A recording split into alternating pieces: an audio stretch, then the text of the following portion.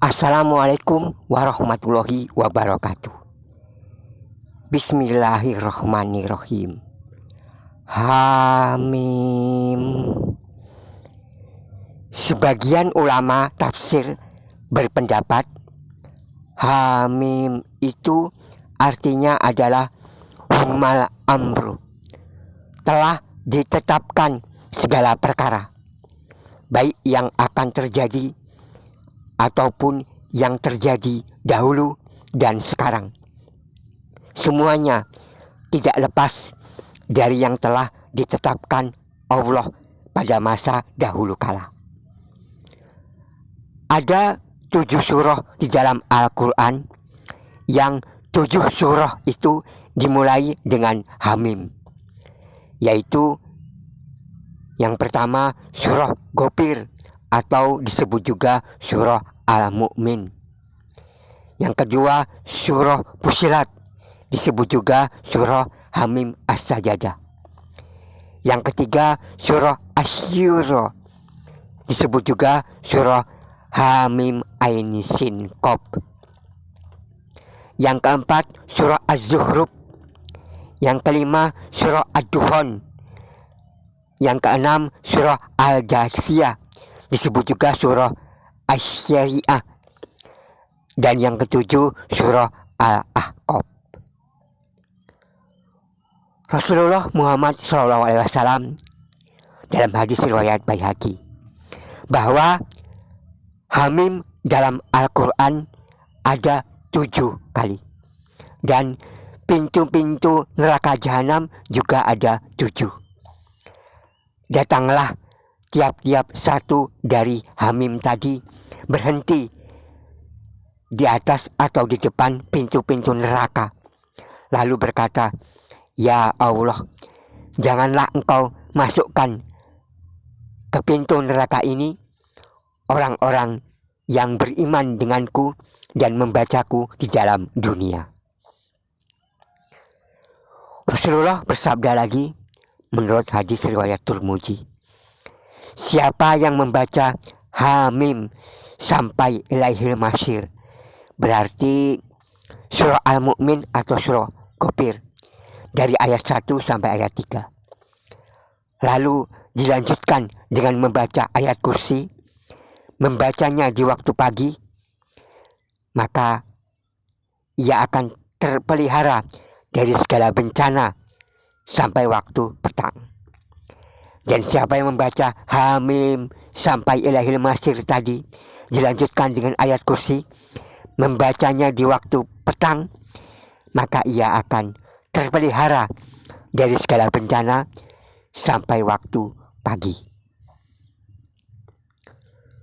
Surah Al-Mu'min disebut juga surah Ghafir. Ghafir Dzanbi artinya Allah Subhanahu wa Ta'ala itu mengampuni dosa. Dengan tidak ada taubat, Allah bisa mengampuni dosa walaupun kita tidak bertobat kepada Allah dan walaupun kita tidak meminta ampun.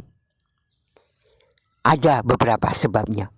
Dosa-dosa, yaitu dosa-dosa yang hubungannya hanya kepada Allah.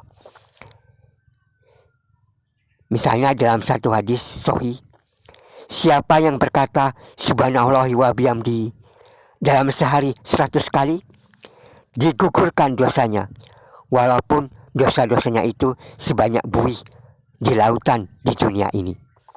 Ini sabda Rasulullah. Kita tidak meminta ampun, kita tidak meminta taubat, tapi kita cuma mengatakan subhanallahi wa bihamdihi. Kita mengatakannya sampai 100 kali, maka Allah mengampuni dosa-dosa kita. Inilah yang disebut Ghafir Dzanbi. Jadi Allah mengampuni kita berkat tasbih yang kita baca. Ada pula Allah mengampuni dosa kita semata-mata karena kita berada di tempat-tempat yang mulia atau saat-saat yang mulia. Rasulullah bersabda menurut kitab hadis riwayat Ibnu Hibban, Allah menilik pada seluruh makhluknya pada malam nisfu Sya'ban. Maka diampuni seluruh makhluknya pada malam itu, kecuali orang yang menyekutukan Allah dan orang yang sedang bertengkar atau berbantah-bantahan.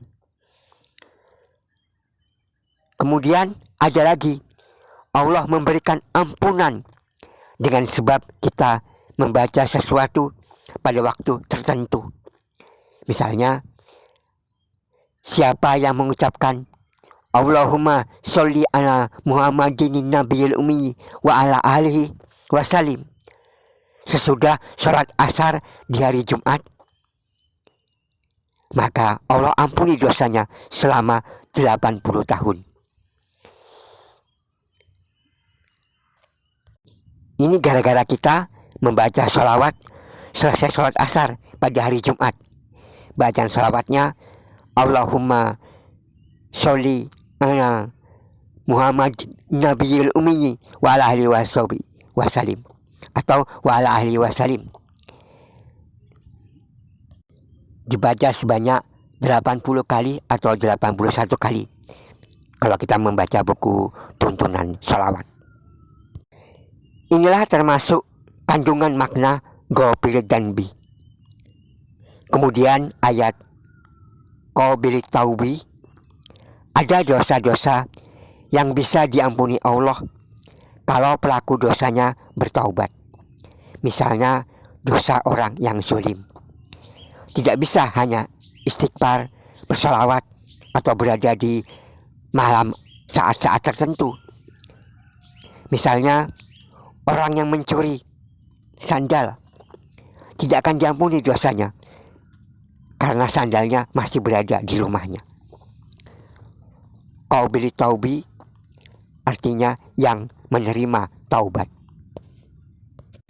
Menurut Imam Al-Ghazali, syarat taubat yang dapat menggugurkan dosa ada 3. Yang pertama, an-nadam, yaitu menyesal terhadap perbuatan dosa yang telah dilakukan. Yang kedua, harus niat sungguh-sungguh tidak akan mengulangi dan langsung menghentikan perbuatan dosa itu. Yang ketiga, membaca istighfar dengan lidahnya dan benar-benar tulus meminta ampun di dalam hatinya. Kalau dosa itu berupa aniaya terhadap hak orang, harus dikembalikan hak orang itu atau mengganti hak orang yang telah dianiaya itu. Dan jika haknya hak Allah, maka harus segera diselesaikan atau diqadha. Misalnya hutang karena puasa pada bulan Ramadan. Dan untuk bertobat dari menuduh orang, harus minta maaf pada orang yang dituduh itu, jika diketahui orangnya dan masih ada. Jika tidak, maka harus minta ampun untuk dirinya dan orang-orang yang berhak dengan membacakan istighfar kepada mereka. Demikian. Mohon maaf atas segala kesalahan dan kejanggalan. Assalamualaikum warahmatullahi wabarakatuh.